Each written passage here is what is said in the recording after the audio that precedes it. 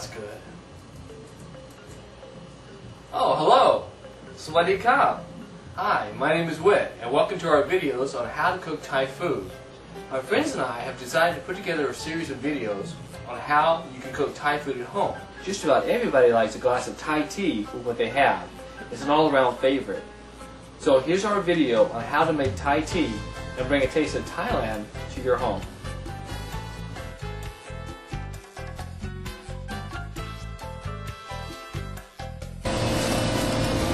This is the main ingredient that you need for making Thai tea leaves or Thai tea powder.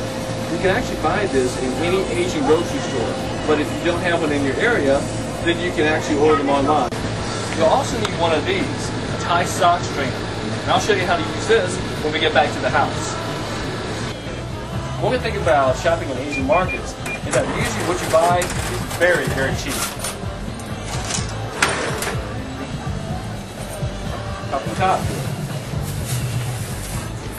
Okay, we got everything we need at the store, so now we can go home and make some Thai tea. Okay, we've got everything from the store. We've got our funny sock thing. And we've got our Thai tea leaves. First you need a big pot for boiling the water in. And then you need the pitcher that you're going to make the tea in. First thing, you fill the pitcher up completely full with water. The more water that you put in the pitcher, the more tea that you're going to have. Then add your water to the pot.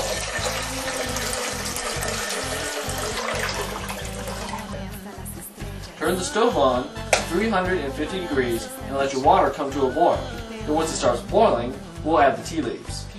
Now, while the water's getting ready to boil, I'm going to show you about the tea leaves. Now, in a bag of Thai tea, you can usually get about 3 servings. You use about this much for one serving and this much for a second serving. So you see you have 3 servings total. You'll notice that the tea leaves are double bagged, just in 2 different bags. The reason why is that the dye that they use on the Thai tea leaves, which gives Thai tea its color, is very good at staining anything it comes in contact with. So when you're using the tea, you need to make sure you don't get it on your fingers or your clothes. It'll wash out, but it does make a little bit of a mess. Our water's ready to boil. You need to add about this much of tea leaves. So just pinch it off with your fingers and let the rest fall into the pot.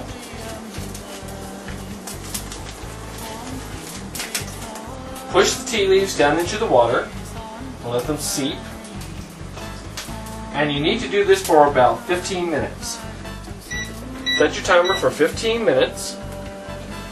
While we're waiting for the tea to boil, I'm going to show you how you can set up to strain the tea using the funny sock thing. I take the pitcher, set it up in the sink, then you take the sock strainer, and then set it on your pitcher. Now this is a fine strainer, so it'll catch all the little minute particles in the tea leaves. I also like to use a big strainer on top, which will catch most of the big pieces of tea. Once you let it boil for a few minutes, you can turn the eye down a little bit. And if you look inside, you can see the color. It has this rich auburn color. And you wouldn't think it, but you can actually smell the tea.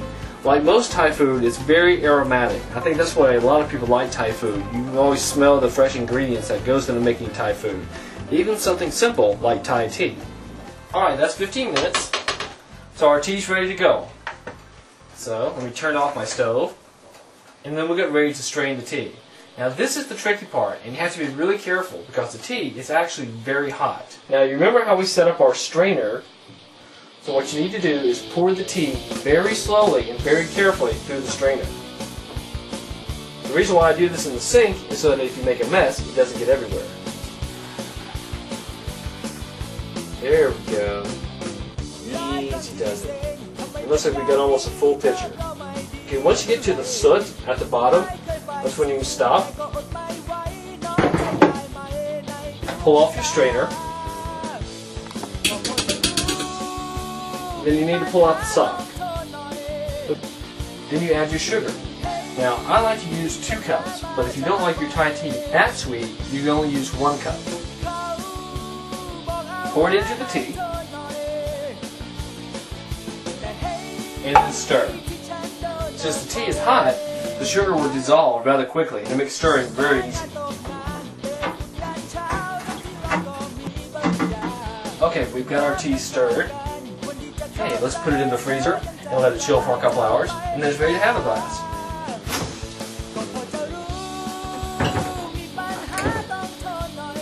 Okay, so now we wait.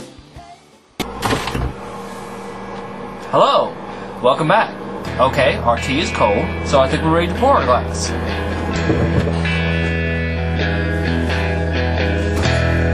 Now for the final stage. I've already set up a couple of glasses. We've got our ice, we've got our glasses, so we're ready to pour. When you pour a glass of Thai tea, pour it only about 3/4 of the way full. Okay, now we're ready for the final ingredient. This is what makes Thai tea look so cool when you get in the restaurant. After you fill your glass, you put your favorite topping in. You can use Coffee Mate, or most Thai restaurants will use half and half. When you make your presentation, you need to have the Thai tea perfect symmetrical line all the way around the top. And you can do that by gently pouring half and half into the glass so that it seeps around the top. Once it goes completely around the top of the glass, then you know you have enough. There we go. Now you see you have a nice line at the top with the half and half, and then the regular tea at the bottom. And there you have it. 2 perfect glasses of Thai tea.